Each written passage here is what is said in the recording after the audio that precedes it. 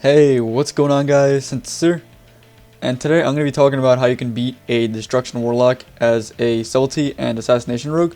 I'm going to be talking about what you can do in the opener to force defensives quickly. I'm going to point out what I did well in the duels, what I could have done better, and I'm going to talk about what defenses you should look out for when you're versing a Destruction Warlock.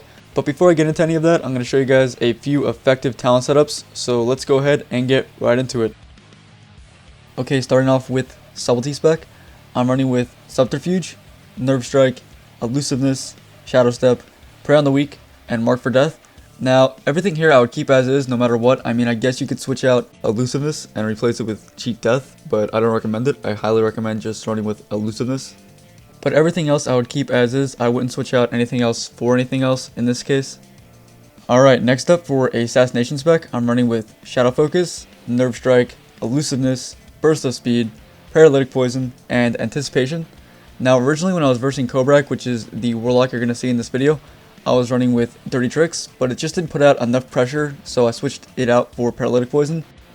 No matter what talent setup you're going to use when you're versing a Warlock, you're definitely going to want to pick up Paralytic Poison, and this is because you can get a lot of pressure out with it. I mean, you got the 4-second root and the 4-second stun, and that combined with Burst of Speed, you're pretty much going to be unkiteable, so it's definitely the best talent to pick up. Now if you really want to switch out anything here, you could switch out Shadow Focus and you could replace it with Subterfuge, but everything else I would keep as is. I would definitely run with Anticipation so you're not missing out on any of those extra combo points that would generate once you reach the 5-stack maximum.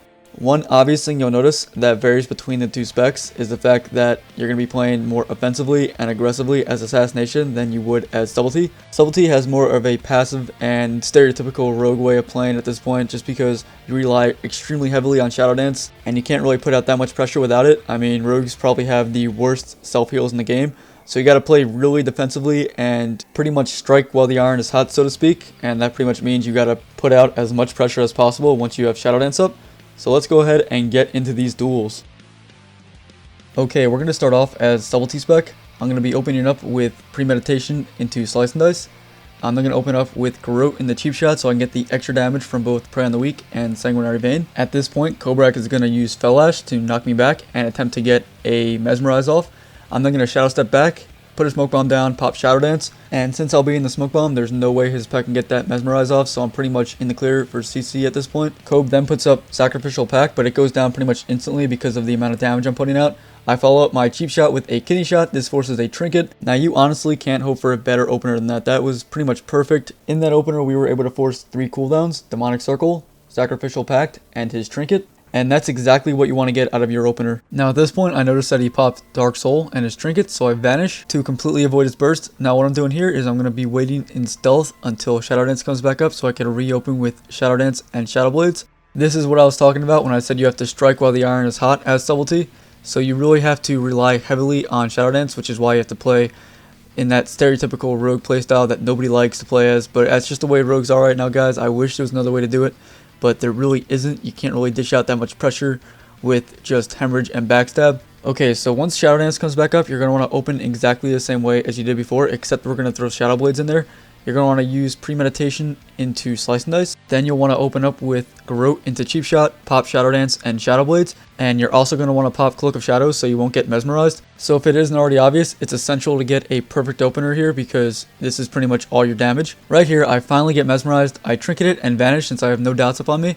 Now right here, I actually made a mistake. I should have really waited for the DRs for both my silence and stun to fall off, but instead I got a little cocky and I opened with a DR Garrote. Now I wouldn't say that this little mistake almost cost me the match, but it definitely could have been a much cleaner win if I didn't do that. Cob definitely capitalized on this mistake because if you guys noticed, I was at 100% before I opened with that DR Garrote, and he dropped me all the way down to, I'd say, around 45 to 50% in just a couple seconds after I made that mistake. So definitely try to avoid making stupid mistakes like that because it could definitely cost you the match. Alright, now before I go into Assassination spec, I'm going to let the duel as Subtlety play out all the way through without any sort of interruptions.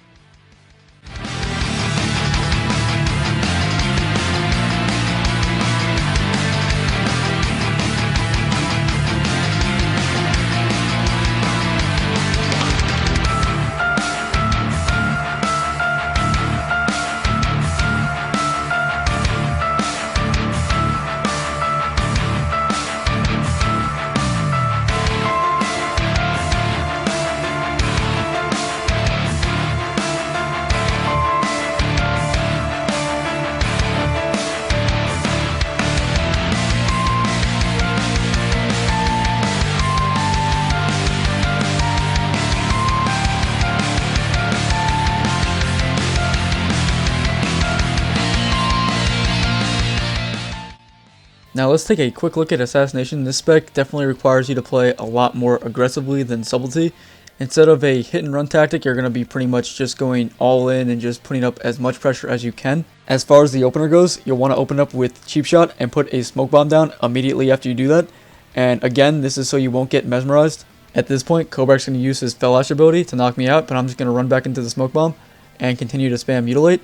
And once I get 5 combo points, I'm going to put Rupture up. After I put Rupture up, my next priority is going to be putting up Recuperate.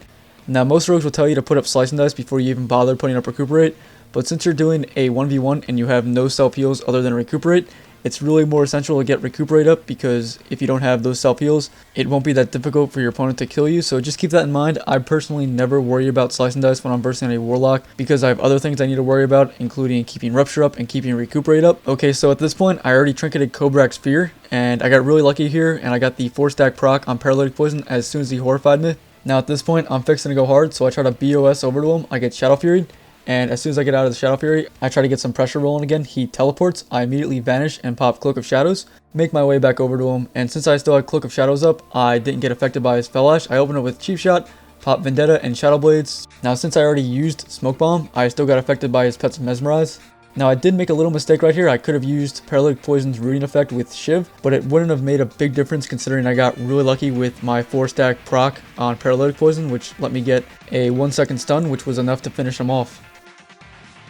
And that's pretty much it. I hope everybody got some out of this. If you did, please let me know in the comments and leave a thumbs up on the video. They really help me out.